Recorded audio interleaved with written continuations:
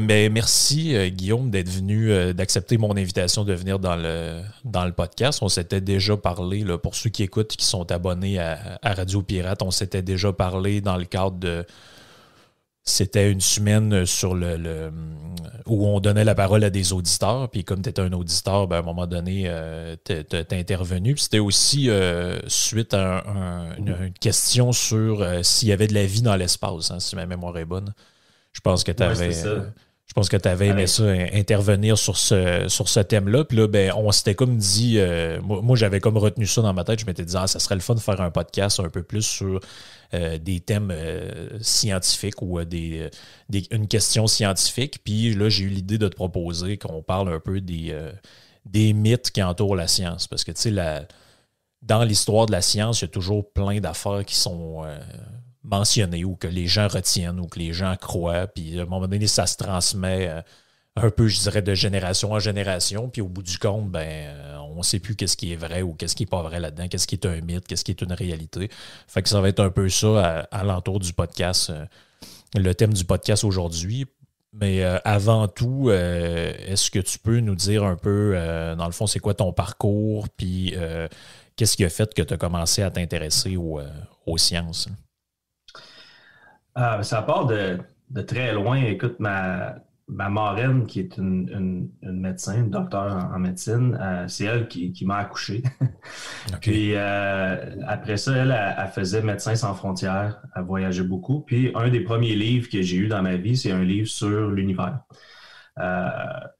Puis tout de suite, quand j'avais 3, 4, 5 ans, ça a frappé mon imaginaire. Quand je me faisais demander qu'est-ce que je voulais faire plus tard dans la vie, bien souvent les enfants, ça change avec le temps, dépendamment de comment ils grandissent. Mais moi, ça a tout le temps été, je veux être un astronaute plus tard. Okay. Ça a été ça c'était ça que je disais aux gens quand j'étais petit. Puis quand j'étais arrivé au secondaire, c'était un peu ça que j'avais en tête aussi. Mais quand j'étais arrivé en secondaire 5, on regarde un peu le conseiller en orientation puis tout ça. Puis là, j'ai des amis aussi on s'en allait un peu en genre de technique en bio, physique, ou technique de laboratoire, mettons, okay. Quelque chose comme ça. Puis là, j'ai eu mon prof de physique de secondaire 5. À un moment donné, on a eu un cours sur l'astrophysique, puis on dirait que tout est revenu comme quand j'avais 5 ans. Avec ce cours-là, je me suis dit non, c'est là-dedans que je veux m'en aller, c'est ça qui m'intéresse. Puis moi, j'ai tout le temps été quelqu'un dans la vie qui voulait savoir comment quelque chose fonctionnait. Des fois, c'est inutile, mais j'aime le savoir. Puis en plus de ça, je pense avoir une certaine facilité à expliquer les choses aussi. Fait que ça, pour un physicien, c'est parfait. Fait que là, après ça, moi, j'étais allé au cégep. Moi, je suis un joueur de hockey aussi. Okay. Et puis... Saint-Laurent, moi j'étais allé à Saint-Laurent au cégep, le cégep anglophone à Québec, et puis c'était l'année où ils commençaient leur programme de hockey. Puis là, moi, tout est comme arrivé en même temps. Je me disais, parfait, je m'avance en sciences nature à Saint-Laurent. Je parlais déjà assez bien en anglais. Et puis, je vais essayer de faire l'équipe de hockey. Finalement, j'ai été coupé de l'équipe, j'ai pas fait l'équipe. Mais j'ai fait mes sciences nature là, et puis après ça, j'ai appliqué à l'Université Laval. On a 2 choix à appliquer. J'ai fait physique et biologie. Mais physique a tout le temps été mon premier choix. Après ça, j'ai fait mon bac en physique. Je voulais m'en aller, me spécialiser en astrophysique. OK. Jusqu'à temps que je fasse un lab en astrophysique, puis que je me rende compte à quel point c'était pas pour moi. Moi, je trouvais ça ennuyant. Il y a des gens qui trouvent pas ça ennuyant du tout, évidemment, mais pour moi, c'était, tu sais, les concepts théoriques et tout. J'ai fait mes cours pour avoir toute ma formation en astrophysique, mais quand je suis arrivé pour faire le lab, j'ai pas aimé ça. 1% du temps, tu vas au télescope, puis le 99 autres % du temps, tu es dans un bureau, puis tu fais du Linux, puis tu fais de l'analyse d'image. C'était pas pour moi du tout. Ouais. Fait que quand je suis arrivé à la maîtrise, ben, j'ai été chanceux de trouver un directeur de thèse qui était jeune, qui avait début trentaine, qui était très motivé. Puis lui, c'était plus la biophysique. Donc, ça mariait mes deux sujets que j'aimais beaucoup. OK. Fait que j'ai fait ma maîtrise doctorat sur les bactéries E. coli puis le salmonelle, donc OK. sur la motilité des bactéries. Puis on utilisait des lasers à impulsion très courte pour venir percer des trous, couper, faire de l'ablation, faire de la chirurgie à des bactéries. Dans le fond, on les tuait, évidemment. Mm-hmm. Mais fait que c'était un mariage assez intéressant de physique assez poussé, mais que nous, on utilisait comme un outil pour étudier de la microbiologie. Dans le fond. Mm-hmm.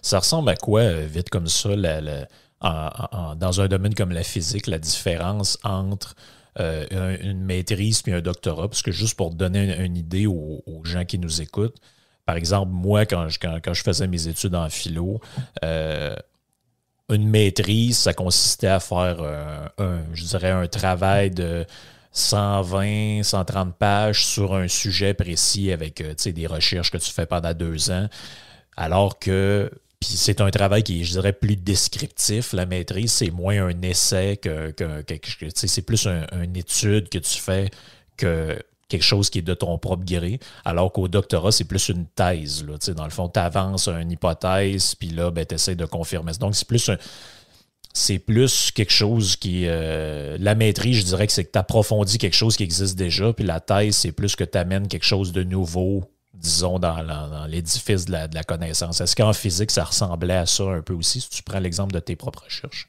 Oui, moi, ma maîtrise à moi, personnellement, c'était parce que j'ai fait à l'Université Laval, ils offraient le passage accéléré au doctorat. Donc, si tu faisais une maîtrise qui avait rapport à ton projet de doctorat, ça te permettait de sauver peut-être la moitié d'un an.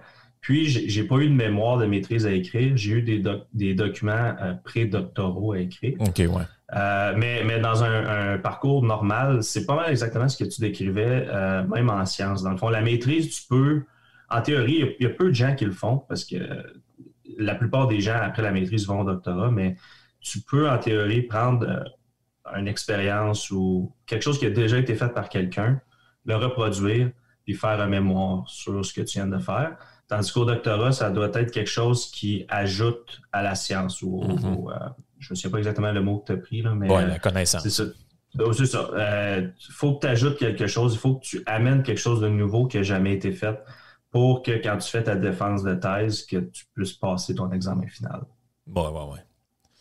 Ah non. Puis, est-ce que tu as trouvé ça un parcours assez, comment je pourrais dire ça, assez lourd, assez difficile, ou c'est quelque chose que, comme ça te passionnait, t'as passé au travers de ça quand même facilement? Je te pose la question parce que je connais beaucoup de gens qui ont plus dans le domaine des sciences sociales, je te dirais, le métier qui ont fait, je sais pas moi, une maîtrise en littérature ou en sociologie ou peu importe, puis après, ils ont dit, regarde, moi, je touche plus jamais à ça, je suis brûlé, là. Tu leur parles de leur projet, puis ils ont quasiment le cœur qui lève, là.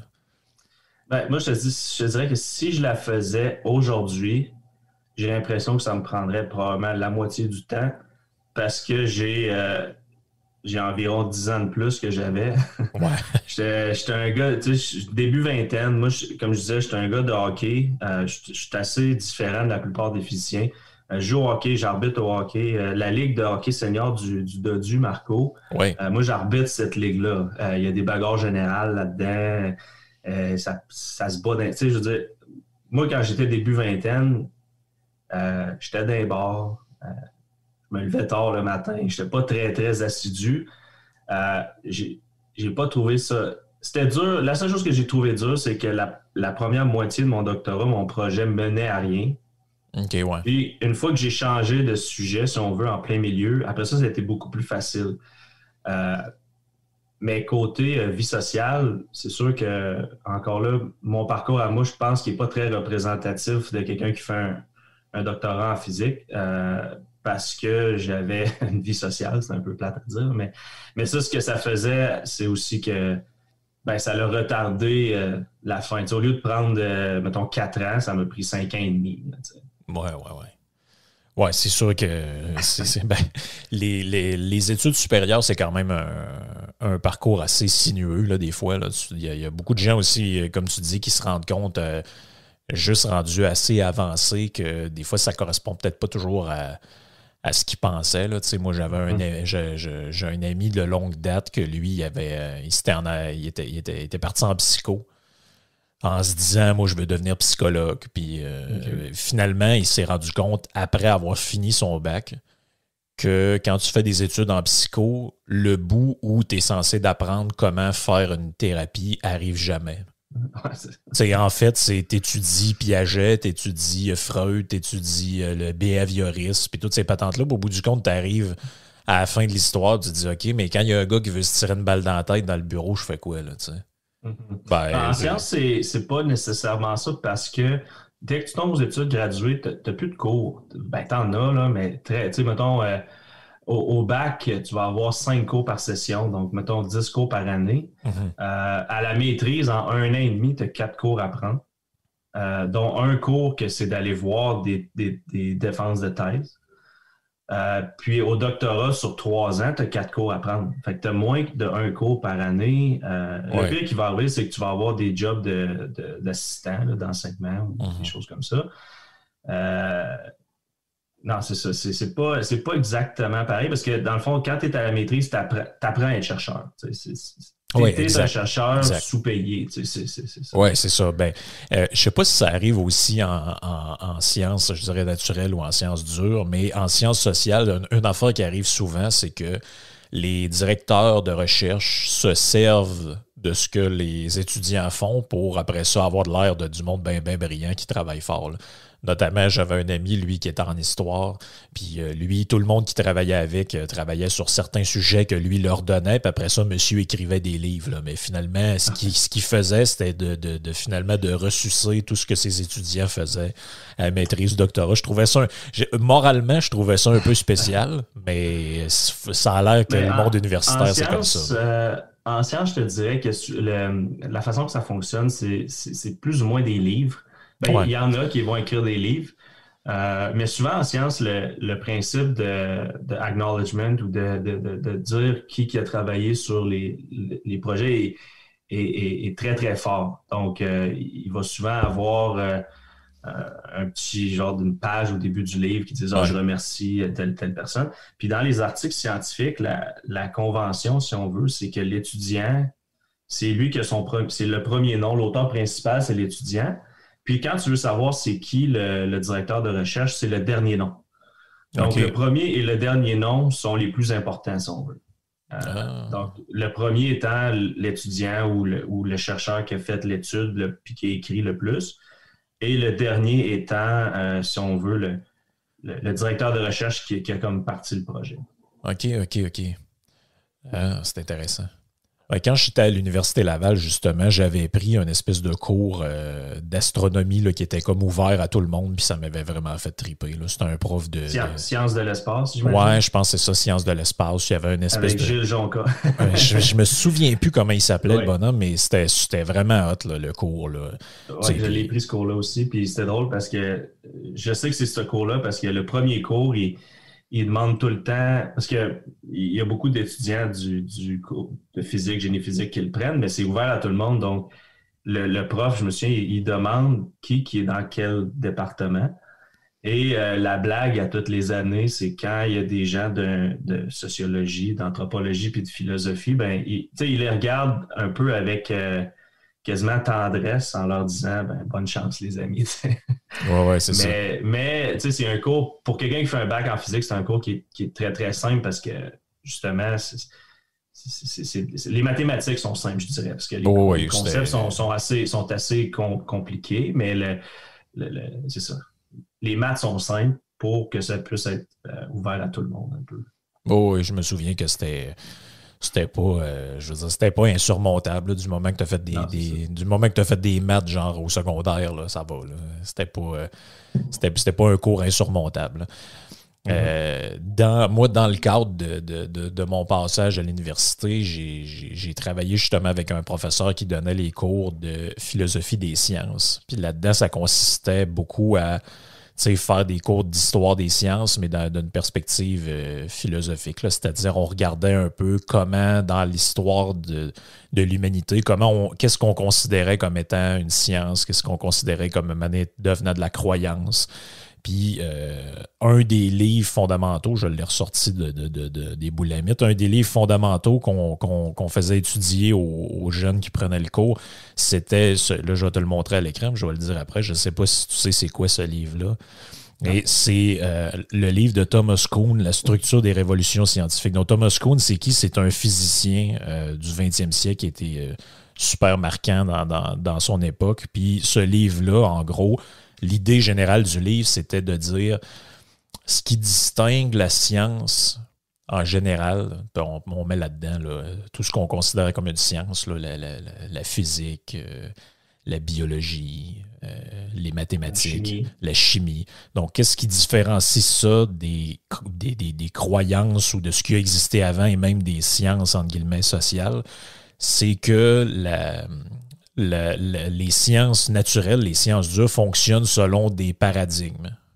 Là, il disait, dans le fond, qu'est-ce que ça veut dire? C'est que, par exemple, à un moment donné, il y a un nouveau paradigme qui arrive, on va dire, mettons, la théorie de la relativité générale. Là, si tu veux faire de la science dans cette discipline-là, il faut que tu embrasses ce paradigme-là, sinon tu vas être comme en dehors du champ de la science. Là, il disait, contrairement, par exemple, en psychologie, là, en psychologie, il y a des écoles de pensée. Là, lui, il pense à un affaire. L'autre, c'est un behavioriste. L'autre, c'est un cognitivo-comportemental. Il disait ça, dans les sciences dures, ça peut pas exister. Tu peux pas avoir quelqu'un qui pense que, je sais pas moi, tu peux pas avoir quelqu'un qui pense que la gravité, c'est une affaire, puis l'autre pense que c'est une autre affaire. Il faut que ça fonctionne selon des consensus, puis c'est comme ça que ça progresse. Puis là, il y a tout un développement où il explique qu'à un moment donné, tu peux faire un renversement de paradigme, comme, mettons, quand on passe de la gravitation universelle à je sais pas, la théorie de la relativité, là, qu'est-ce qui se passe? C'est qu'à un moment donné, petit à petit, c'est un long cheminement où on se rend compte que la théorie fonctionne plus ou moins. Il y a des failles, il y a des problèmes. Puis à un moment donné, il y a des gens qui arrivent avec une autre proposition. Puis là, il y a comme un basculement. À partir d'un certain moment, on change de paradigme. Comme il y a toutes sortes d'exemples qui est donné dans le livre. Là, c'est super intéressant. Comme, mettons, à une certaine époque, on ne savait pas que l'oxygène existait. Donc, les gens ne savaient pas c'était quoi. Ça a été découvert par un Français qui s'appelle Lavoisier. Donc, Lavoisier, lui, il est arrivé avec cette hypothèse-là parce que les gens, avant, pour expliquer pourquoi les trucs brûlaient, mettons, ils disaient que dans les choses, il y avait quelque chose qui faisait que ça pouvait brûler. Ils ne savaient pas c'était quoi l'oxygène. Donc, eux autres, je sais pas, ils pensaient que si tu mets un morceau de bois dans le feu, la raison pour laquelle ça brûle, c'est qu'à l'intérieur, il y a un truc qui fait que ça brûle.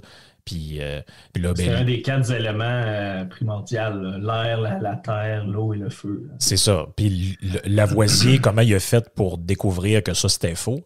C'est qu'il disait, ouais, mais si c'est vrai, votre truc, quand on brûle, la substance que vous dites qui existe, ça devrait disparaître et le poids de l'objet que vous faites chauffer devrait diminuer. Sauf que le problème, c'est qu'il dit quand on fait brûler certains métaux ou chauffer certains métaux, le poids augmente. Donc, forcément, votre truc n'existe pas. T'sais. C'est comme ça que l'expérience s'est faite. Donc, tu sais, c'est tout un long cheminement, mais l'idée là-dedans, c'est que je me suis demandé, parce que c'est de plus en plus important aujourd'hui, là, parce que, pourquoi je fais ce long préambule-là, c'est qu'aujourd'hui, tu as sûrement dû t'en apercevoir, là, c'est comme si tout est devenu de la science. On fait ça un tramway, pas de tramway, nous, c'est la science. On vous met un couvre-feu, c'est de la science. Puis là, tu te dis, il me semble que la science, dans ma tête à moi, c'est un petit peu plus restreint que ça. Là, l'eau bout à 100 degrés, oui, c'est de la science. Je veux dire, la gravitation, c'est de la science, mais on dirait que c'est devenu un mot pour justifier maintenant tout et n'importe quoi. Puis je ne sais pas si dans le cadre de tes études ou de ton cheminement professionnel puis personnel, qu'est-ce que tu penses de cette chose-là? Comment toi tu vois ce que c'est qui est une science ou pas? Là? Je te dirais que habituellement, quand tu as des articles scientifiques, là, ça sort d'un journal scientifique, c'est très, très, très rare que tu as des conclusions coupées au couteau.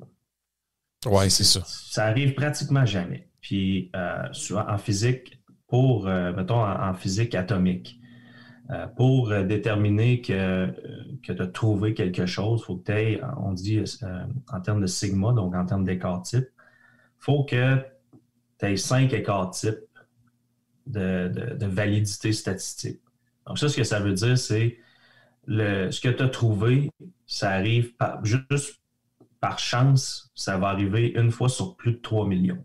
Fait que tu es pas mal sûr que ce que tu as trouvé, c'est quelque chose de vrai. Quand tu tombes dans les sciences, même en biologie, souvent on va dire c'est 2 sigma, donc 95%, donc un p-number, je ne sais pas c'est quoi en français, mais un p-number de moins de 0.05. Donc, 5 fois sur 100, tu as une chance que ça soit dû à de la chance. Fait que là, on s'entend que ça commence à être... Fait que quand tu as des résultats où que tu ne peux pas dire avec certitude que ton résultat, c'est ton expérience qui l'a produit, c'est dur de tirer des conclusions, puis ça, c'est normal en sciences. Puis présentement, le problème qui arrive, c'est que quand, mettons, un journaliste ou même un journal scientifique va prendre un article scientifique et puis il veut faire un article pour le grand public avec ça. C'est difficile à vendre quand il n'y a pas de conclusion ou que la conclusion est telle chose est vraie, mais il ne faut pas que vous oubliez que j'ai fait telle chose pour arriver à ce résultat-là. Donc, ce qui va arriver, c'est que pour pouvoir l'expliquer à un plus grand public, les opinions, pas les opinions, mais les conclusions vont être plus tranchées et ça va donner l'impression que l'article original avait une conclusion à 100%. Alors que c'est pratiquement jamais le cas. Même quand on parle des changements climatiques, c'est ça que j'allais dire. Le 97% des scientifiques, c'est probablement vrai, mais dans ces scientifiques-là, si tu vas lire les articles originaux, il y en a beaucoup que tu as, mettons, 100 modèles, puis sur les 100 modèles, il y en a 80 qui disent telle affaire, mais tu en as 20 qui disent l'inverse. Avec les nouveaux résultats du gouvernement du Canada sur le variant, je ne sais pas si tu as vu leur courbe de tendance qui viennent de sortir, tu peux faire dire n'importe quoi à un modèle parce que ça dépend de ce que c'est quoi les inputs, c'est quoi que tu mets dans ton modèle. Tout ça, on fait un grand tour de roue, là, mais tout ça pour dire que c'est très rare que, même en sciences pures, le plus pur que tu peux avoir, c'est très rare que tu vas avoir de quoi à 100%. Quand tu tombes en biologie, quand tu tombes avec des populations de peu importe quoi qui est vivant, c'est encore pire, parce que là, tu as trop de variables que tu peux analyser. C'est impossible d'avoir des conclusions, mais quand tu veux faire de l'éducation pour les gens, il faut qu'à quelque part, tu mettes un stop, tu dises, OK, là, on va dire que ça, c'est vrai pour que les gens apprennent un peu. C'est un peu le paradoxe de l'éducation. Parce que quand tu apprends, mettons, moi, je parle pour la physique, tout ce que tu apprends en physique jusqu'à la 3e année de bac, c'est pratiquement faux.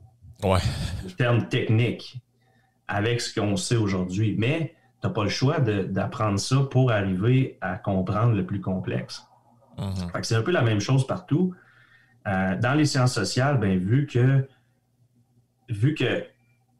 les conclusions s'appliquent à la vie de tous les jours des gens, c'est encore pire parce que là, les conclusions sont souvent la corrélation dans des distributions, dans des études, dans des distributions de patients est souvent très faible parce que c'est du vivant puis il y a trop de variables. Donc, les conclusions sont souvent...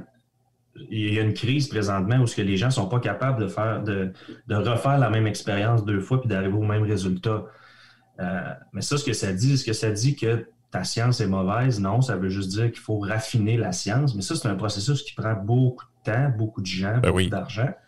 Et les médias, présentement, c'est tellement rapide l'information qu'on n'a pas le temps d'attendre, surtout que là, on est dans une pandémie, tu sais. On n'a pas le temps d'attendre 2 ans avant de savoir est-ce que ce résultat-là est valide ou pas. Tu sais. Oui, je comprends. C'est très, très, très complexe de savoir c'est quoi qui est de la science, c'est quoi qui n'est pas de la science. Moi, personnellement, je pense que si tu si tu pars avec une conclusion, puis il y en a qui font ça dans les sciences dures aussi, mais si tu pars avec la conclusion puis tu essaies de prouver que c'est vrai, pour moi, c'est plus du dogme que de la science. Si tu pars avec une théorie et que tu ajustes ta théorie avec les résultats en cours de route, ça, c'est pour moi, c'est de la science. Puis, ça se peut que tu arrives à ton résultat que tu t'attendais, comme le meilleur exemple, justement, ma thèse à moi. On est parti d'un article scientifique qui a été publié dans Nature, puis on n'était pas d'accord. Malgré leur analyse, on n'était pas d'accord, puis on s'est dit, ben, on va faire nos propres expériences avec une méthodologie différente, mais pour voir si on est capable de prouver qu'ils ont tort. Fait que, tu sais, c'est un peu à l'encontre de ce que je viens de dire, mais si on s'était rendu compte qu'il y avait raison, ben, on n'aurait pas choisi nos données pour prouver qu'il y avait tort. Tu sais, notre conclusion à nous était entre les deux. Mais c'est un peu ça le point. Il faut que tu sois capable de prendre... C'est un feedback loop. Si tu continues tout le temps dans la même direction sans ajuster ton tir à force que tu as des nouvelle information qui vient, pour moi, ça, c'est pas de la science. Ouais, non, c'est ça. Ben, il y a un autre philosophe des sciences qui était lui-même un scientifique qui s'appelle Karl Popper qui lui disait qu'en science, en réalité, il n'y avait pas de vrai ou de faux. Il y avait comme, si tu veux, du probable et autrement dit, quelque chose est considéré comme probablement vrai, puis à un moment donné, le travail des scientifiques, c'est d'essayer de démontrer s'ils pensent que c'est pas vrai, que c'est pas vrai. Puis c'est à eux, finalement, le fardeau de dire, ben là, regardez, ça, c'est le paradigme. Ils n'emploient pas ces termes-là, mais ça, c'est la théorie qui est là. Puis si t'es pas d'accord avec ça, autrement dit, il faut que tu montres que c'est pas vrai. Puis si t'es pas capable de montrer que c'est pas vrai, ben pour l'instant, ça va être considéré comme probable ou en tout cas, il y a une certaine valeur de vérité, là, disons ça comme ça.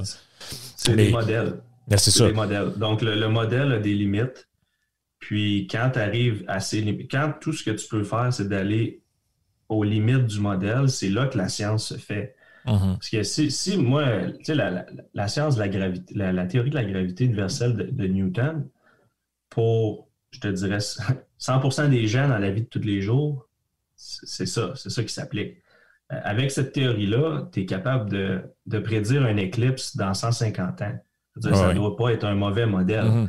C'est quand tu arrives dans les extrêmes, donc quand tu as de la gravité intense ou que tu vas à des vitesses extrêmement vite, c'est que là ça ne marchait plus. Tu n'étais pas capable d'expliquer pourquoi l'orbite de Mercure a une procession autour du Soleil. Tu n'es pas capable d'expliquer ça. Donc, c'est là que tu as Einstein qui est arrivé, puis il a dit, ben... Puis souvent, ce qu'on dit en science, c'est si tu as un extraordinary claim, j'essaie de chercher le mot en français, mais si tu fais une déclaration extraordinaire, ça te prend une preuve extraordinaire. Ouais. C'est ça. Mais c'est intéressant ce que tu dis par rapport au... comment je pourrais dire ça? Tu sais, l'intermédiaire vers le grand public que vont jouer, par exemple, les médias ou les gens qui font de la vulgarisation scientifique. Et un des exemples de ça qui était frappant pour moi, tu le dis, c'est le cas, par exemple, des changements climatiques. Là, parce que moi, je ne sais pas si tu te souviens un peu de mes premiers bouts à RP, mais moi, je me l'ai tapé au complet, là, le rapport du GIEC sur le 1,5 degré. Là. Puis dedans, c'est beaucoup plus nuancé que ce qu'on raconte.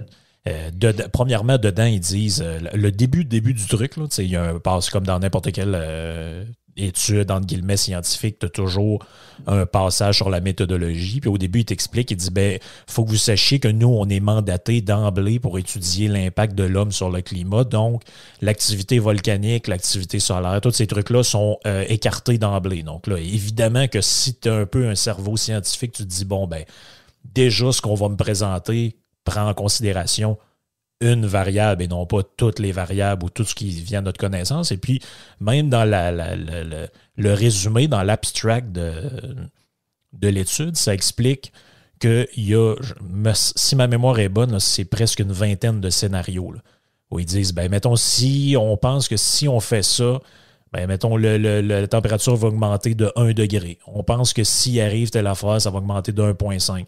Et puis là, après ça, tu lis dans les journaux Là, c'est comme ça pendant une vingtaine de scénarios. Tu arrives dans les journaux, là, tu fais le rapport du GIEC le confirme, les glaciers vont fondre et telle autre affaire d'ici 2030. Puis là, tu dis, mais où vous avez pris ça où?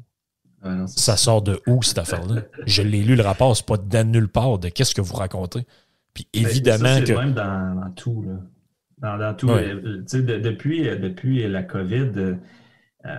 je parle avec mes amis souvent, puis moi, j'écoute Radio Pirate, fait que on s'entend que mes opinions sont un petit peu dans un sens plus que l'autre.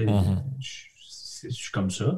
Mais d'un autre côté, j'essaie le plus possible d'aller lire, parce que c'est facile de tomber dans une chambre écho, là, où tu fais juste entendre ce que tu veux entendre, puis c'est sûr qu'avec le temps, mettons sur Twitter, moi, ça ne me tente pas de me faire taper sa tête. Fait que je ne suis pas abonné à des comptes qui vont me mettre de mauvaise humeur.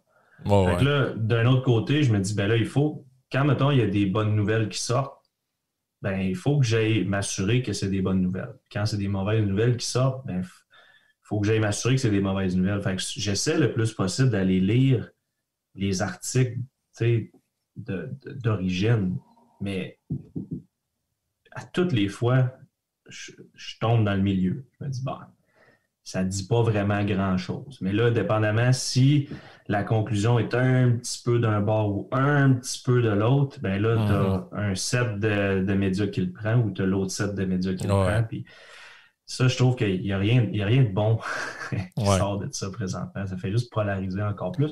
Puis on utilise la science pour avancer la politique, que ce soit d'un côté ou que ce soit la politique de l'autre côté. Oui. Mais tu trouves, justement, tu trouves pas que ça, c'est un peu l'histoire du 20e siècle aussi. Là. Les sciences sociales ont fait ça beaucoup. Il y a un livre vraiment excellent, je ferai peut-être un podcast là-dessus à un moment donné, qui s'appelle « Les impostures intellectuelles ». Ça a été écrit par un physicien qui s'appelle Alan Sokal. Puis en partenariat avec un Belge dont j'oublie le nom. Et puis là-dedans, il explique comment plein de chercheurs en sciences sociales ont commencé à utiliser les mathématiques pour montrer que c'était comme sérieux leur affaire, mais qu'au bout du compte, c'était n'importe quoi. Là. Il y a même un psychanalyste qui s'appelle Jacques Lacan qui utilisait les mathématiques pour parler de l'inconscient. Tu vois que là, on commence à être dans le délire métaphysique plus que d'autres choses. Là. Puis, mais l'idée du livre, c'était de montrer comment, justement, tu sais, dans le temps, mettons, on utilisait, je sais pas moi, les dieux puis la religion comme un argument d'autorité. Là. C'est qu'il faut que tu fasses ça parce que c'est ça qui est ça, puis c'est écrit dans la Bible ou c'est écrit dans le Coran ou peu importe. Mais j'ai l'impression que la science, puis ça n'a jamais été aussi vrai qu'en ce moment, c'est devenu comme un nouvel argument d'autorité. Là, c'est devenu, là, on n'a pas le choix de faire ça, c'est la science. Puis là, tu dis, ouais, mais quelle science? De où ça sort cette affaire-là? Tu sais, il n'y a pas... Je veux dire, mettons l'exemple du couvre-feu, je veux dire, pour que ce soit scientifique, il faudrait que tu aies pris, mettons, 2 pays avec une situation épidémiologique semblable ou 2 territoires avec une situation épidémiologique semblable, un peu le même nombre de cas, le même nombre de gens à l'hôpital, qu'il y en ait un que tu dises, bon, lui, c'est ça, la densité de population, puis que tu dis, bon, lui, on en met un, lui, on n'en met pas, puis après un certain temps, on regarde les effets, puis on essaie de mesurer, mais... Visiblement, ça n'a jamais été fait, ça, cette expérience-là. Donc, je ne vois pas où est la science là-dedans. Puis, je veux dire, là, tu te dis, mais c'est n'importe quoi. Mais là, eux autres, ils disent, là, c'est quoi, vous ne croyez pas à la science? Ben oui, mais non, justement, je crois à la science, mais je crois juste qu'il n'y en a pas dans ce cas-là. Là. C'est devenu comme utilisé pour justifier, finalement, c'est ça, tout et n'importe quoi. Là. Ben, c'est l'appel à l'autorité. Ça c'est sûr et certain. Mais tu sais, c'est comme un peu... contre-intuitif de dire « je crois en la science », parce que normalement, ces 2 mots-là ne vont pas ensemble. Ben non, c'est ça. T'es supposé... En science, tu sais, tu crois pas. Tu sais, de dire... c'est ça. De dire que je crois en quelque chose, il faut que tu me le prouves. C'est ça, tu peux pas juste le dire, parce que, mettons que moi, je suis un prêtre, puis dans une réalité... parallèle, je suis capable de prouver l'existence de Dieu, ben là, j'ai plus besoin de croire en la religion. Oui, c'est ça, ça devient un fait. Quand on dit croire, c'est croire avec un grand C, la foi. J'ai pas besoin d'avoir la foi que ce que tu me dis, c'est vrai. Je peux t'écouter, puis là, croire avec un petit C ce que tu me dis. Exact. Ben non, c'est sûr, parce que je veux dire, en science, si tu es dans la croyance, t'as un problème. Là. Quoique, tu sais, dans certains aspects de la science, des fois, ça peut se rapprocher. Tu sais, que si tu vas très loin en astronomie, là, tu sais, ça peut se rapprocher plus de des croyances. Là. Peut-être on y viendra. Là. Tu sais, dans le sens que. Ce que je pense présentement, c'est que c'est plus la politisation. Les scientifiques, il y en a, comme dans toutes les sphères de la société, il y a des gens corrompus. Il y en a.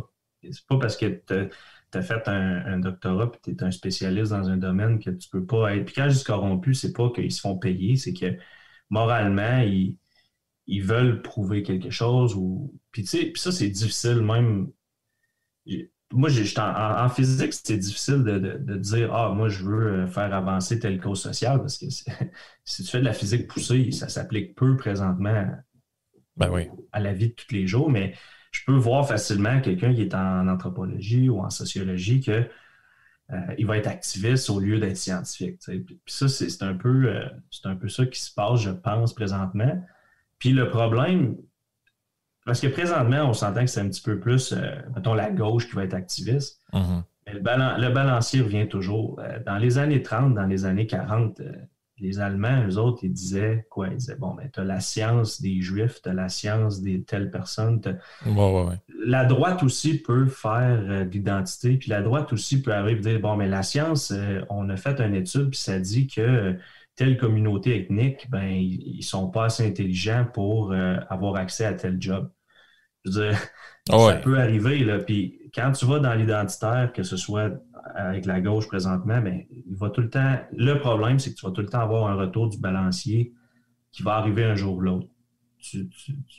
En essayant d'utiliser la science pour faire avancer des causes sociales, tu vas tout le temps avoir un tata de l'autre côté qui va vouloir faire la même affaire, puis ça se peut qu'il y ait plus de violence que tu le veuilles. C'est clair. On s'éparpille un peu, c'est correct, mais ça pour dire que la science peut être utilisée à mauvais escient. Mm-hmm. Mais ça m'amène à une autre question avant qu'on rentre plus dans les thèmes que tu m'as envoyés par écrit. Est-ce que peut-être qu'en physique, ça s'applique moins, mais est-ce que tu penses que le politiquement correct nous a amené à renoncer à certaines choses en science? Tu sais, je pense par exemple j'en parlais l'autre fois de ça avec ma blonde, mais c'est des domaines de recherche qui ont soit, à ma connaissance, disparu, soit on n'en entend juste pas parler. Là. Mais tu sais, au début durant le 20e siècle, il y a des gens qui ils se posaient des questions comme est-ce que le développement de la médecine fait en sorte qu'on sauve, tu sais, qu'on préserve pas artificiellement la vie de gens qui ont des problèmes de santé, puis que finalement, ces gens-là, ils perpétuent par leur gène ces problèmes de santé-là, alors que, mettons, dans le temps où la médecine moderne n'existait pas, ben, ces maladies-là, il y avait tendance à moins se propager parce que les gens mouraient. Tu sais. Puis là, il appelait ça le dysgénisme. C'était dans le fond l'idée que la médecine moderne allait faire en sorte qu'au bout du compte, on allonge la vie des gens, mais ça fait en sorte aussi que il y a de plus en plus de maladies, puis il y a de plus en plus de problèmes génétiques qui sont perpétués parce que les gens qui auraient dû, entre guillemets, mourir naturellement de leurs problèmes de santé, ben là, ils vont avoir des enfants, ils vont se reproduire, puis finalement, ben, ces problèmes de santé-là, ils vont toujours aller plus en augmentant. Mais évidemment que si tu t'arrives avec ce genre de champ de recherche-là, tu vas te faire dire que tu es pour l'eugénisme, tu vas te faire dire que tu es pour tuer du monde, tu vas te faire... Fait que, tu sais, puis là, je ne suis pas dans le jugement de valeur là-dedans, puis dans le jugement moral, c'est rien qu'une question que je me pose. Est-ce que ce genre de recherche-là ou ce genre de thématique-là n'est pas rendu impossible à cause d'une certaine forme de politiquement correct? Parce que c'est une question qui peut être légitime. Là. Je veux dire, pas d'un point de vue moral, qu'est-ce qu'on fait après, mais de se poser ce genre de questions-là, il me semble que, je veux dire, c'est quand même normal. Là. Est-ce que... Certains ils le font aussi là, avec les tests. Là, par exemple, là, moi, je viens du Saguenay-Lac-Saint-Jean. Ben, si tu te mets en couple avec quelqu'un qui vient de là, il te suggère de passer certains tests pour voir si tu es porteur de certaines maladies. Là. Ça me paraît... Il y a des gens qui trouvent ça abominable, mais moi, ça me paraît normal de faire ça.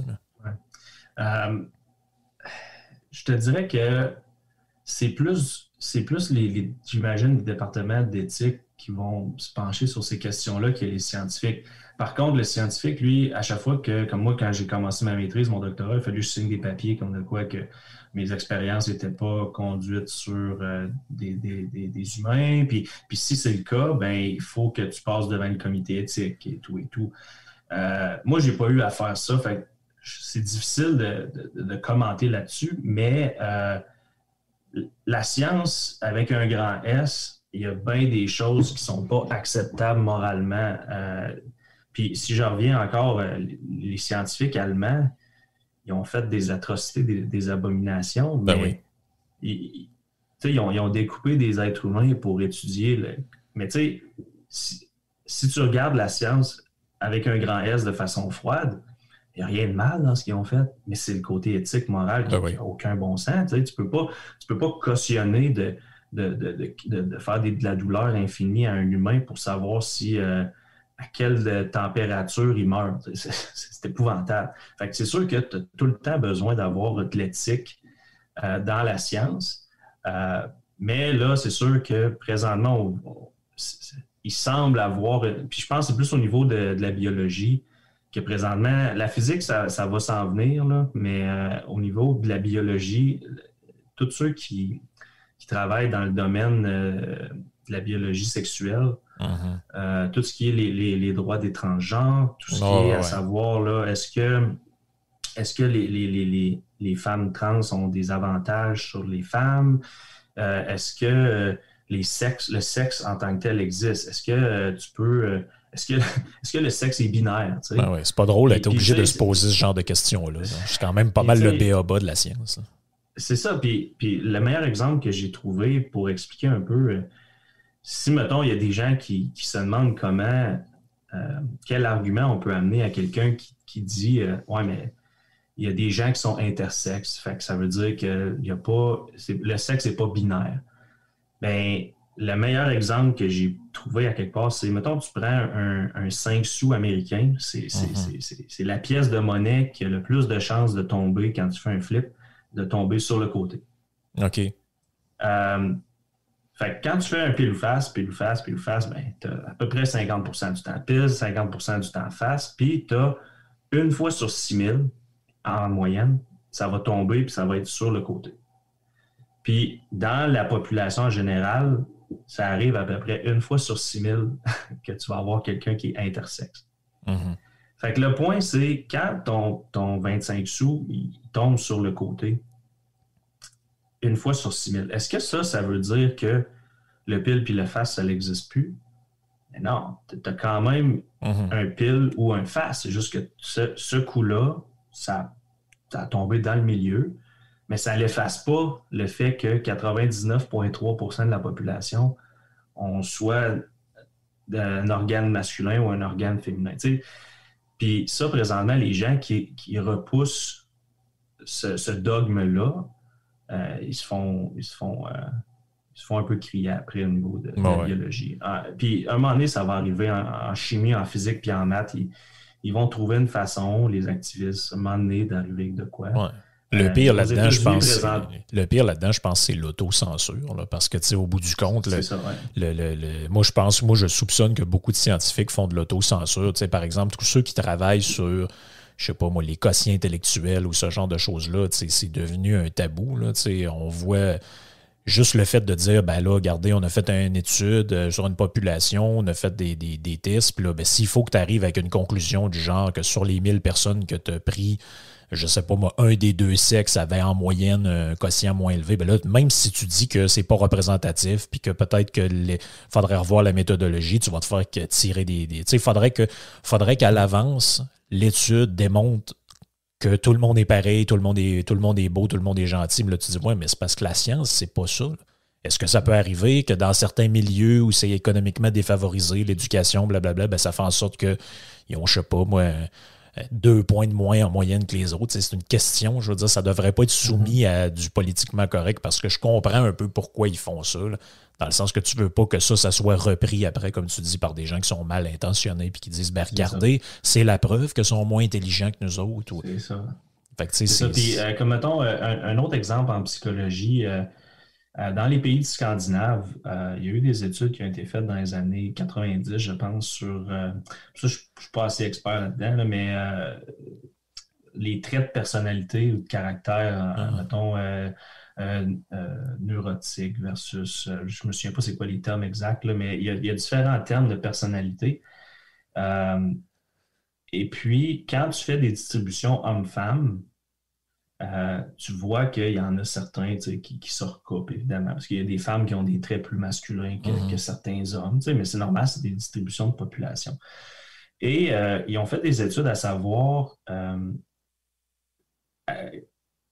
les emplois typiquement, si on veut, féminins ou typiquement masculins, si on met, si on change les lois pour que ce soit plus égalitaire encore, de plus en plus, toujours plus égalitaire, où ce que les femmes, les hommes ont les mêmes chances d'aller dans tout, dans n'importe quel emploi, si on veut. Donc, on pousse les femmes à être des ingénieurs, on pousse les hommes à être des infirmiers et tout et tout. Qu'est-ce qui va arriver dans des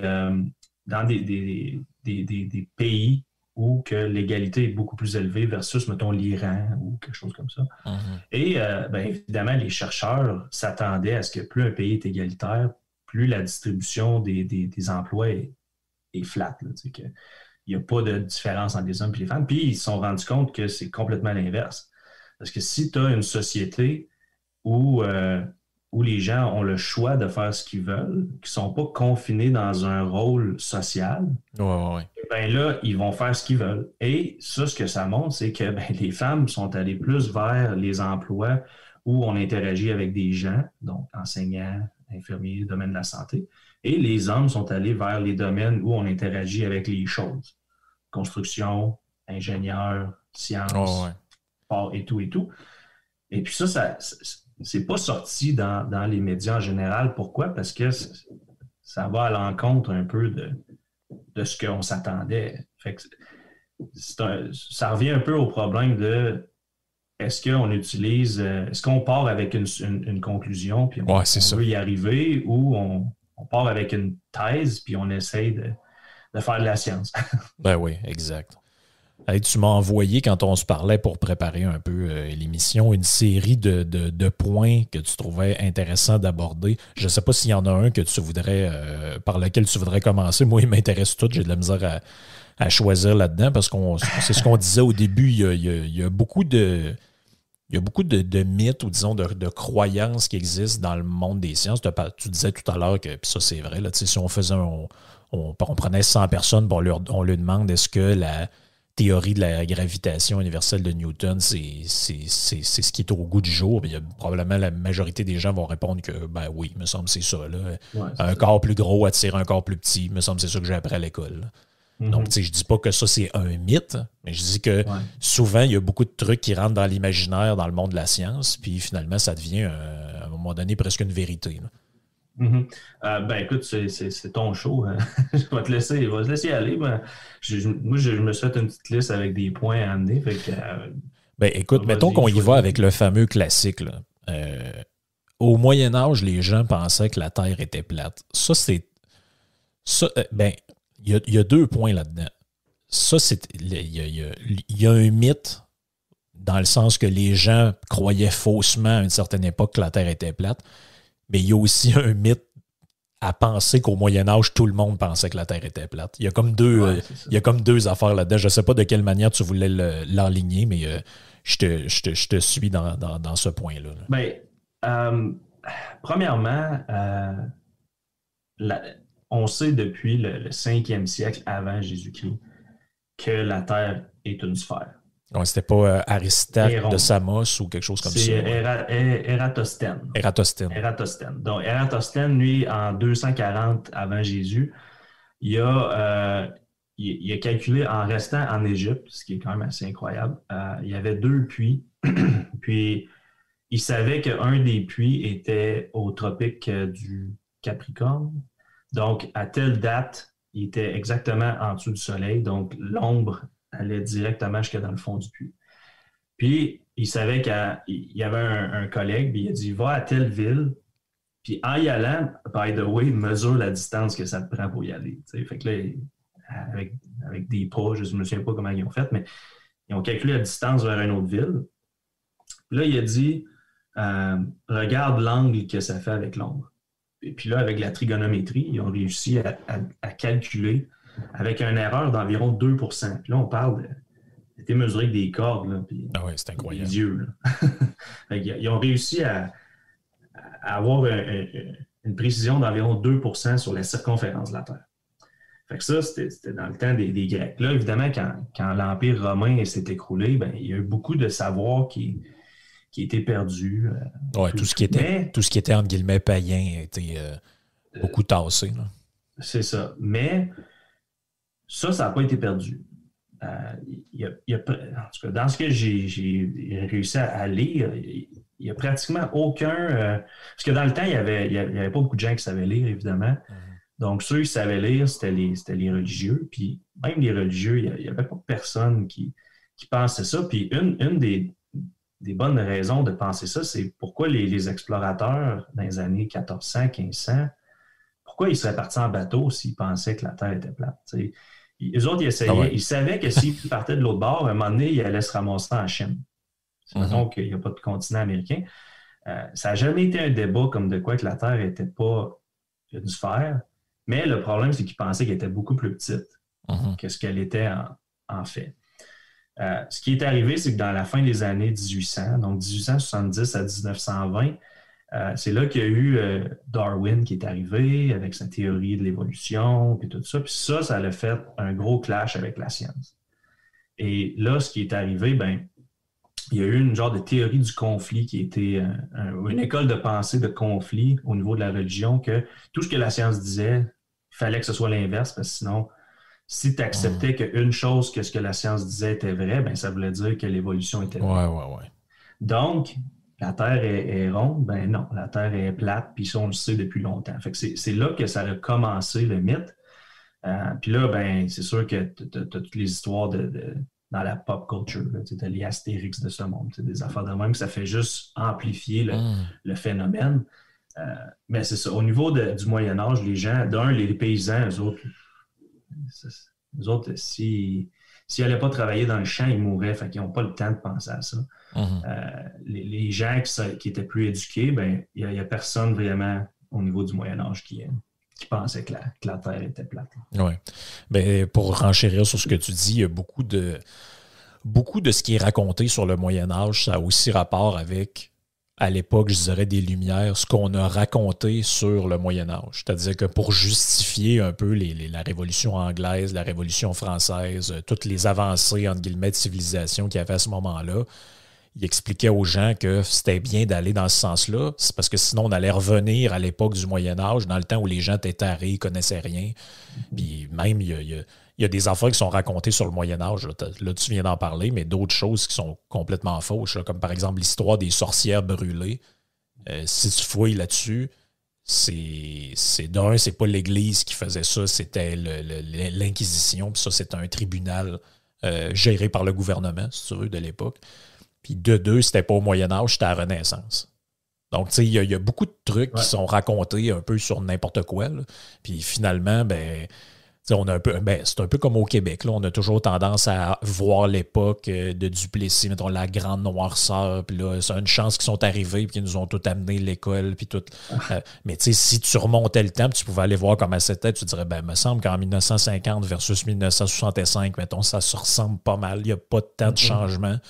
Mais c'est un récit qu'on se raconte pour... Puis je pense que l'idée qu'au Moyen-Âge, les gens pensaient que la Terre était plate, c'est un peu un récit qui illustre l'avancée de la connaissance. Ouais, c'est une métaphore un peu qui illustre l'avancée de la connaissance, dans le sens, dans le temps, on ne savait pas, on pensait ça. Puis tu vois, la science nous a amené à savoir que... Mais comme le Moyen-Âge, c'est une période de 1000 ans aussi. Là. On part des années 500 où tu avais les Romains, puis tu finis dans les années 1500 où t'es beaucoup plus proche de la Renaissance. C'est pas du tout la même société. Tu peux pas... On met tout ça dans un gros groupe, là, mais il y a comme 2, 3, 4 périodes juste dans le Moyen-Âge aussi. Là, fait que... Ben oui, exact. Dans ta liste, t'en as un autre que je trouve intéressant. Tu dis un autre des mythes, c'est la croyance que l'été, il fait plus chaud parce que la Terre est plus proche du Soleil. Ça, je pense qu'il y a peut-être même des gens qui écoutent qui pensaient ça. Là. Moi, je l'ai entendu souvent. En fait, c'est l'inverse. Oui, c'est ça. L'orbite de la Terre autour du Soleil, on la montre souvent comme étant un cercle, mais en fait, c'est un ellipse. Donc, on a un point qui est plus proche, puis un point qui est beaucoup plus loin, qui est plus loin. Donc, présentement, pendant l'hiver en hémisphère nord, donc pendant l'été en hémisphère sud, on est au plus proche du Soleil. Donc, le 21 décembre, c'est là qu'on est au plus proche du Soleil. Par contre, la Terre est sur un axe qui n'est pas vertical. Donc, je ne me souviens pas exactement c'est quoi l'axe. C'est peut-être 17 degrés. Je ne me souviens pas exactement le chiffre, mais il y a un certain angle. Donc, c'est pour ça d'ailleurs qu'au niveau des pôles, il y a des jours de 24 heures puis il y a des nuits de 24 heures. C'est parce que la Terre est penchée vers le Soleil pendant un certain nombre de jours, puis le même point sur la Terre est illuminé pendant toute la rotation. Et ça, ce que ça fait, c'est l'angle avec lequel les rayons du Soleil pénètrent l'atmosphère est soit très vertical ou avec un angle couché. Donc, c'est pour ça que l'hiver, le Soleil est plus bas, puis l'été, le Soleil est plus haut. C'est pas parce qu'on est plus loin ou plus proche, c'est parce que la Terre est comme penchée dans un côté. Quand on arrive de l'autre côté de l'orbite, bien là, on est penché à l'opposé. Et donc, plus les rayons du Soleil arrivent avec un angle un angle plus grand, dans le fond, bien là, juste par la trigonométrie, on voit qu'il y a une épaisseur d'atmosphère qui est plus épaisse. Donc, il y a plus d'absorption, il y a moins de chaleur qui se rend jusqu'au niveau du sol. À l'équateur, bien, entre les tropiques, la différence d'angle est très faible. Donc, c'est pour ça qu'il n'y a pratiquement pas de changement entre l'hiver et l'été. Mais plus on monte ou on descend, l'effet de l'angle est de plus en plus grand. Et donc, pour l'hémisphère nord, on est au plus proche. À l'hiver, on est au plus loin à l'été, mais l'angle de la Terre fait que c'est l'angle de la Terre qui fait les saisons plus que sa position. Donc, en réalité, c'est presque vrai si on est dans l'hémisphère sud. C'est ça que tu es en train de dire. Ouais, c'est ça. C'est ça, mais il n'y a personne qui prend l'hémisphère sud en considération dans rien. Oui, c'est ça. Vu que tu as comme 80% de la population dans l'hémisphère nord. Oui, c'est clair. C'est intéressant pareil. Moi, je me souvenais justement de l'avoir vu il y a longtemps, puis je l'avais aussi vu dans le cours dont on parlait au début. Il y a un bout où il parlait de ça justement là, dans les 2-3 premiers cours. Tu dis aussi dans tes points, la ceinture d'astéroïdes est dangereuse. Celle-là, je ne l'avais jamais entendu. Ça, c'est l'effet Star Wars, je pense. OK. Tu sais, dans le Star Wars, c'est le Empire Strikes Back, je pense qu'il se promène dans une ceinture d'astéroïdes, puis là, il passe proche de rentrer dans des roches et tout et tout. Oui. C'est ça. Puis, mais ça, c'est Hollywood. Par contre, dans les nouveaux qui sont sortis, ou c'est-tu dans Star Trek? Non, il me semble que c'est dans un des nouveaux, ils se promènent dans les anneaux d'une planète. Parce que, mettons, Saturne a des anneaux. Puis d'ici, ça a l'air d'être un anneau là, solide. Mais en fait, il n'y a rien de solide dans les anneaux. C'est gazeux. C'est ça, c'est des petites roches. Ça part d'un grain de sable à des grosses pierres de quelques mètres ou peut-être kilomètres. Ça, c'est beaucoup plus ce qu'on pourrait... Dans le Star Wars 5, s'il disait on s'en va dans les anneaux de telle planète, j'aurais dit OK, ça a du bon sens. Une ceinture d'astéroïdes, là, au niveau du système solaire, c'est entre 200 à 300 millions de kilomètres du Soleil. Donc ça, tu as 100 millions de kilomètres fois l'orbite. Donc c'est un volume qui est immense. On ne peut même pas comprendre c'est quoi le volume de ça. Ah non.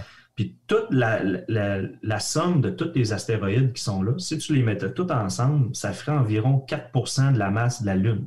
OK. Donc, c'est pas beaucoup. Là, non. Puis dans le fond, ça a été formé parce que au début du système solaire, tu as un grand disque plein de poussière, de gaz et tout. Puis là, ben, tu as des endroits où tu as la gravité où ça s'assemble ensemble, mais ça fait des planètes. Mais vu que Jupiter est tellement gros, la force gravitationnelle de Jupiter a fait que la possible planète qui aurait pu être là, elle ne s'est jamais formée à cause de Jupiter qui tire tout le temps. Fait que ça, c'est comme les restants d'une bébé planète, si on veut. Mais quand on envoie des satellites dans les confins du système solaire, les ingénieurs de la NASA, ils ne pensent pas deux fois à faire passer au travers de la ceinture d'astéroïdes. Les chances qu'il y ait une collision sont minimes. Mm-hmm. Et puis, les plus gros morceaux, on est capable de les suivre en temps réel présentement. Donc, le mythe, c'est que si tu passes au travers, il faut quasiment que tu aies un pilote de chasse qui évite les astéroïdes, mais tu passeras au travers avec un vaisseau spatial, tu t'en rendrais probablement même pas compte. OK, ouais. Ça change la perspective. C'est quand même 100 millions de kilomètres de long.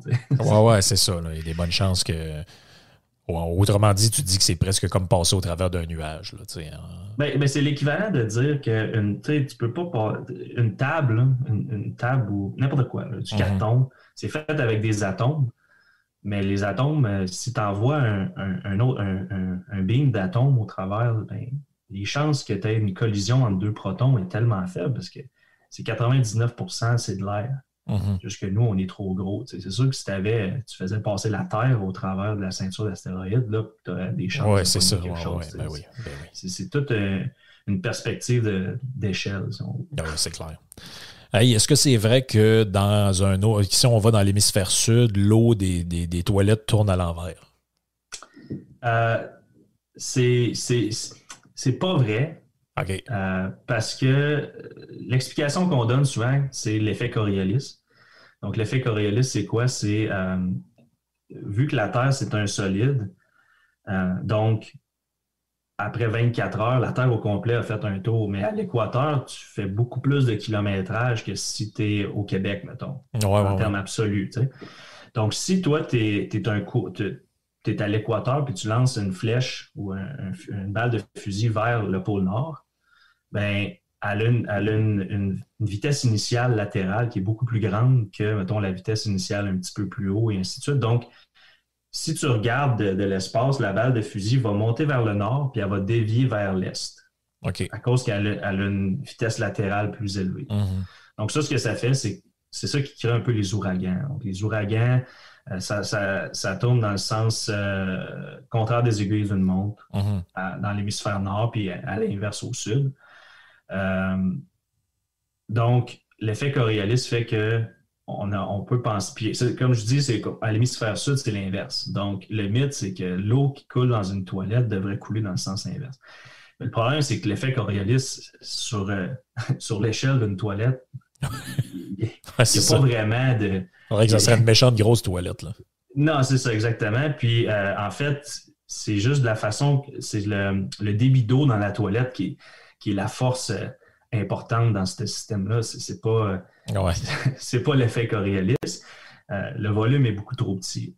Par contre, il y a 2 gars sur YouTube qui ont démontré que si tu as une piscine qui est relativement grande, où ce que tu laisses l'eau le plus stationnaire que tu peux l'avoir, puis je pense qu'ils ont laissé la piscine pendant 1 semaine pour que l'eau, il n'y ait plus de courant dedans. Mm-hmm. Puis là, ils ont mis comme des petites gouttes de colorant.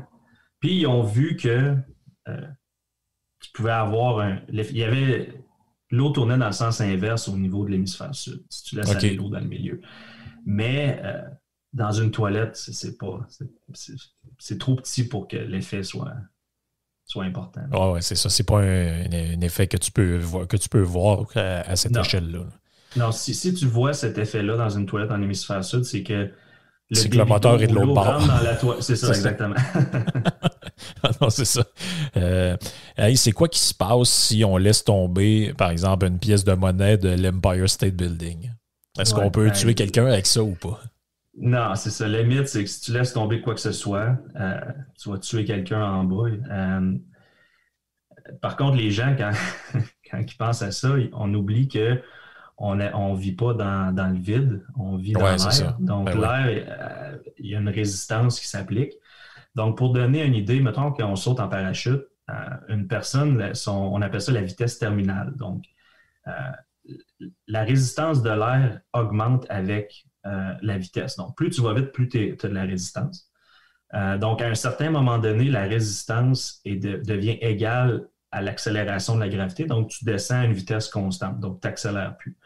Donc, pour une personne qui a les bras ouverts comme ça et tout, ben, c'est environ 200 km/h. Puis si tu te mets en position plongeon, tu peux aller jusqu'à 290 km/h. Pour un sous-noir, ben, c'est environ 80 km/h.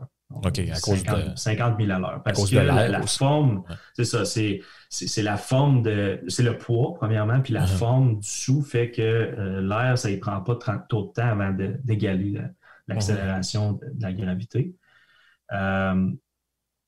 Puis, ben, recevoir un sous-noir à 80 km/h sur la tête, ça va faire mal, tu sais, ça se peut que ça coupe un petit peu, mais ça passera pas au travers, ça ne rentrera pas dans le crâne de quelqu'un, là. Ça, c'est sûr, certain.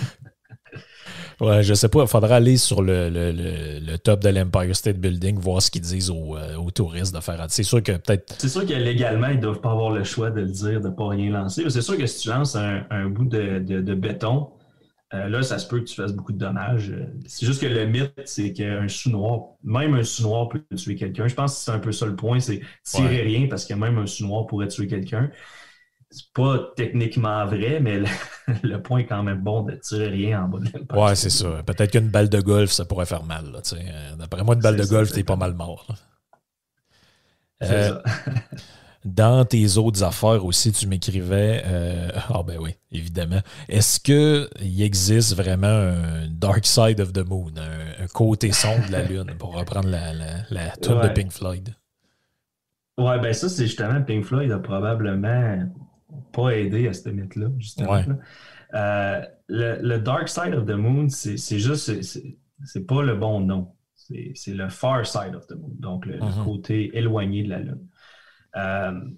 La Lune, dans le fond, avec le temps, puis les forces de marée puis de gravité entre la Terre puis la Lune est devenue, son orbite a été barrée avec sa rotation sur elle-même. Donc, dans le fond, la Lune, le temps pour sa rotation sur elle-même, c'est le même que son orbite autour de la Terre. Donc, ce que ça fait pour nous, c'est qu'on voit tout le temps le même côté de la Lune. OK. Mais quand on tombe, mettons, juste donner une idée, quand il y a une éclipse du Soleil, le côté qu'on ne voit pas de la Lune, ben, il est illuminé par le Soleil. Parce qu'il cache le Soleil pour nous. Donc, de dire que c'est le dark side of the moon, c'est faux. Ben ouais, c'est le dark side pour nous autres. C'est le far side. C'est le far side of the moon. Ouais. Et ça, est-ce que c'est... À part Pink Floyd, c'est parce que ça s'est un peu répandu, ça, surtout dans toute la croyance alentour des ovnis, les bases sur la Lune. Puis, ils ont fait ça, mais c'est sur le côté sombre de la Lune. On entend souvent ça. Est-ce qu'il y a quelque chose d'autre? On a des images très détaillées parce qu'on a des dizaines probablement de satellites qui sont rendus jusqu'à la Lune, sont allés là. Ben, Apollo, quand ils sont allés marcher sur la Lune, comment ça fonctionne? C'est que ils se sont mis en orbite autour de la Lune. Et puis là, tu as le module lunaire qui descend puis qui remonte. Mais en tout temps, le gars, le troisième qui reste en haut, lui, il faisait des orbites de la Lune, puis il voyait toute la Lune au complet. Là. Ben oui, c'est ça. C'est pas comme si c'est quelque chose qu'on n'a jamais vu. On a des satellites, on a des images satellites. Puis ce qu'on voit, c'est que le côté éloigné de la Lune, il y a beaucoup, beaucoup plus de cratères. Parce que, justement, c'est ça qui recevait le bombardement des astéroïdes il y a des milliards d'années. Et donc, c'est pour ça qu'on n'y va pas. Parce que le terrain est trop accidenté pour faire des alunissages safe. OK, ouais. Mais justement, restons dans le thème de l'espace 2 secondes. Tu m'écrivais aussi que il y a un mythe selon lequel quand on est en orbite dans l'espace, finalement, c'est comme si on flotte dans le vide. Il n'y a pas de gravité. Qu'est-ce qu'il y en est de ça? Le mythe, en fait, le mythe, c'est qu'il n'y a pas de gravité. Parce que souvent, on dit... même les scientifiques ont dit qu'on est en microgravité ou en apesanteur. En fait, apesanteur, c'est un bon terme, parce qu'apesanteur, ça veut dire qu'il n'y a pas de poids. Puis le poids, c'est une mesure de la masse qui est accélérée par la gravité. Quand on dit « moi, je pèse telle chose », c'est pas vrai. C'est notre masse qu'on mesure parce qu'on vit tous dans le même champ gravitationnel. Mais notre poids change. Fait que si on va sur la Lune, on a la même masse, mais notre poids est 1/6 du même poids sur Terre.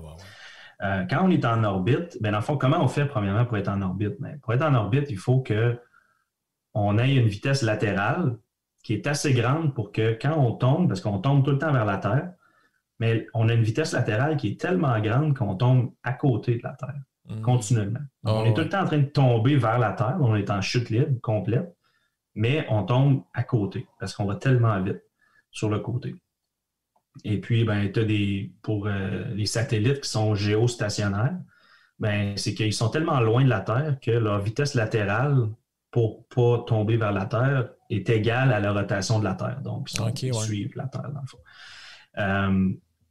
Donc, dans la station spatiale, si tu n'as pas de résistance de l'air, le corps humain, lui, il n'a aucune idée s'il est en train de tomber ou s'il est en chute libre.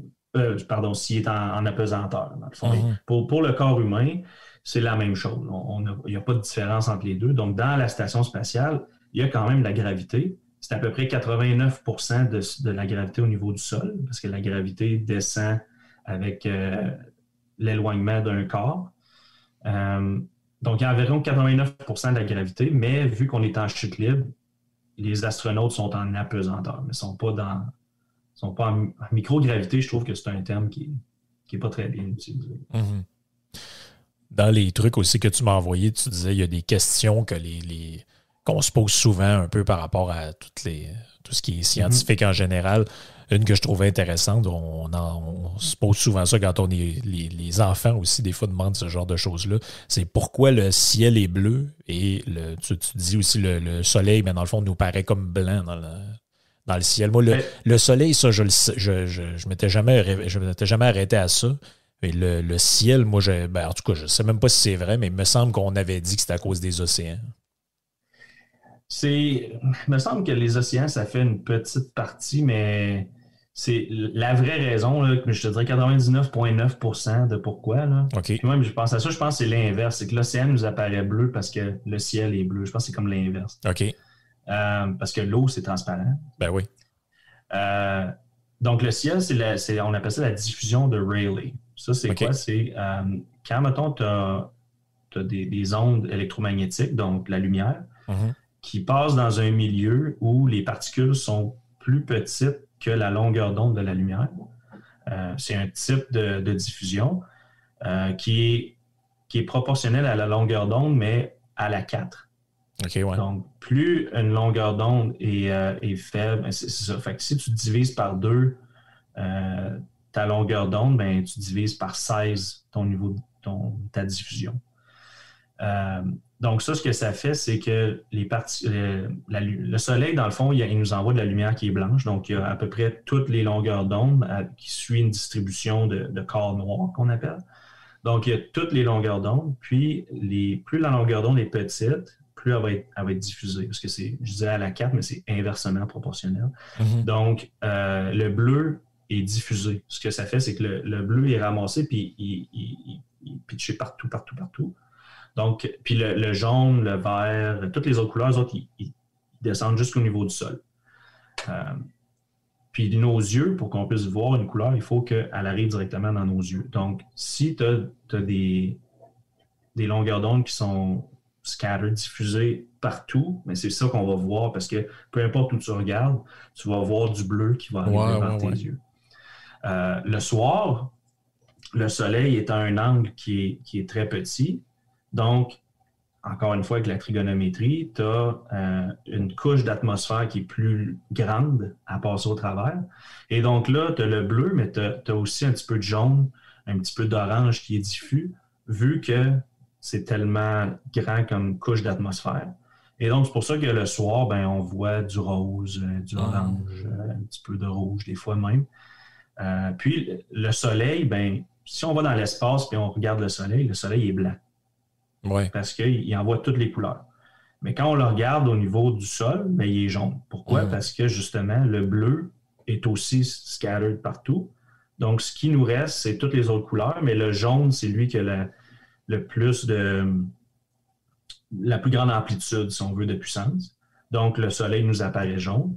Puis, quand il se couche ou qu'il se lève, ben, il nous apparaît orangé, justement, parce que le jaune est aussi diffus un petit peu partout.